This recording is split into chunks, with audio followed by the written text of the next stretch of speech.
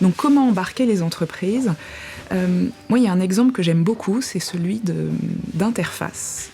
Alors, Interface n'est pas très connu et fait pas rêver parce que c'est le leader mondial des moquettes. Oui, effectivement. Effectivement, j'étais en train de chercher dans ma pensée Interface. Je pensais à une association, à une ONG. Et j'aime beaucoup cet exemple parce qu'en fait, le PDG a pris conscience un jour de l'impact de son entreprise. On produit des moquettes qui ensuite sont jetées et partent en enfouissement. Et du jour où il a pris cette conscience de ça, il s'est dit « Comment je peux faire pour... Qu'est-ce que je peux faire ?»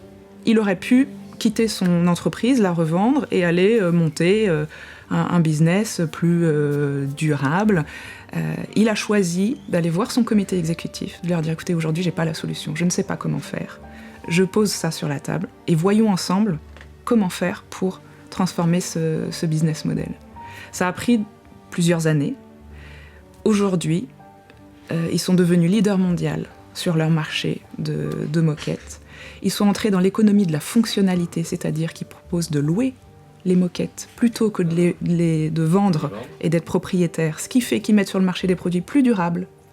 Il y a tout un service associé. Ils se sourcent en produits renouvelables et écologiques avec l'intention d'embarquer les salariés, d'embarquer les clients, les fournisseurs.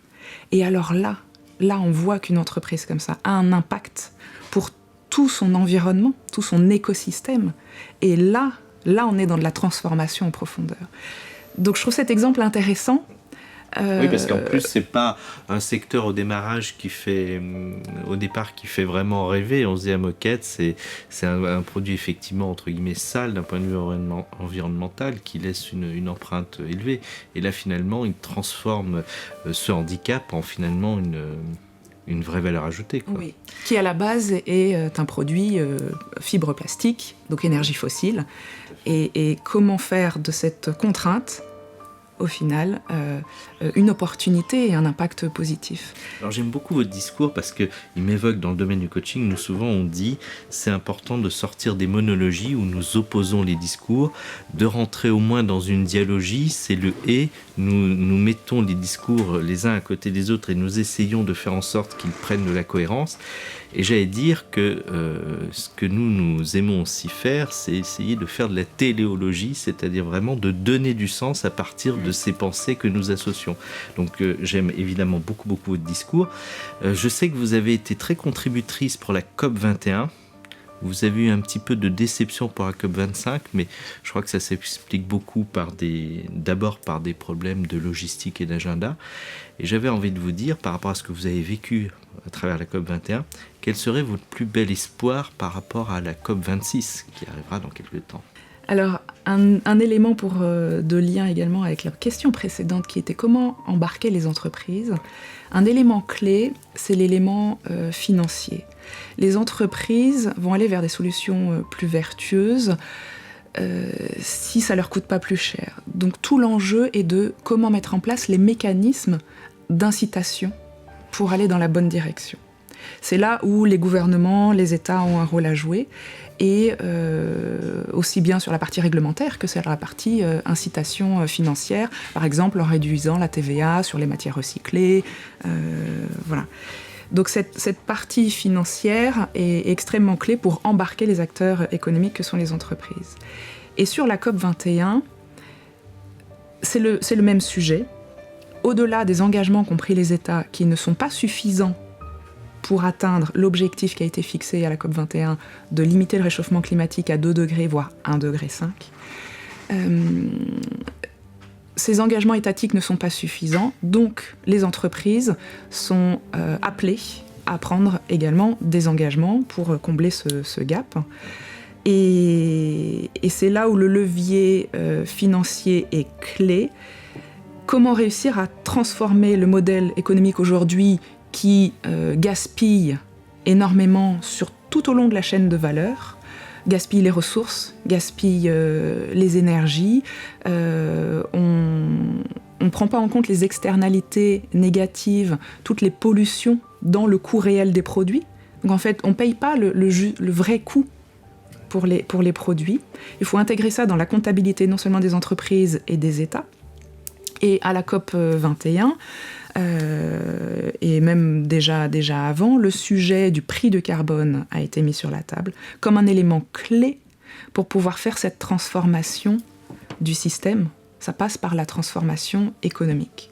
Donc en mettant un prix du carbone suffisamment robuste et stable, ça permet de renchérir le coût des solutions plus polluantes. Et à l'inverse, on peut favoriser les solutions plus vertueuses, plus écologiques. D'ailleurs, vous m'évoquiez pendant notre temps préalable de préparation le fait qu'on sous-estime beaucoup ou on méconnaît l'impact du méthane aussi. Alors je voulais en profiter pour le citer, on n'aura pas le temps d'aborder évidemment tous les sujets aujourd'hui, mais ma vie a expliqué ça et c'est très intéressant.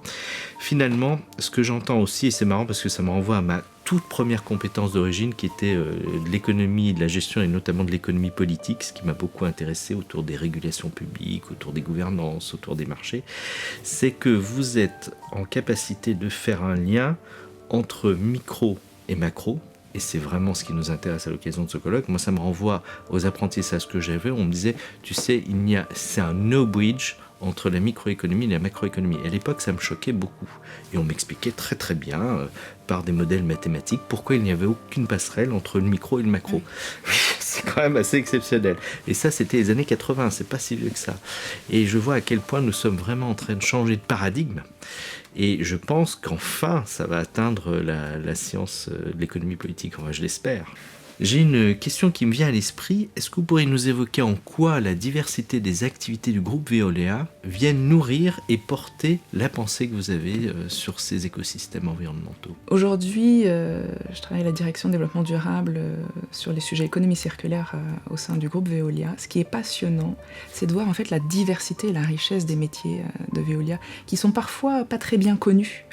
Mais les hommes et les femmes au sein de Veolia, à travers tous les pays sur tous les continents, œuvrent quotidiennement pour collecter les déchets dans les rues, nettoyer les rues, s'assurer de la propreté et traiter et valoriser tous les types de déchets qui existent. Bien évidemment, la poubelle de déchets ménagers qu'on a en tête, bien évidemment le sujet des plastiques, pour éviter que les plastiques se retrouvent dans les rivières qui arrivent à l'océan. Ça veut dire mettre en place également des systèmes d'assainissement pour faire cette barrière aux déchets.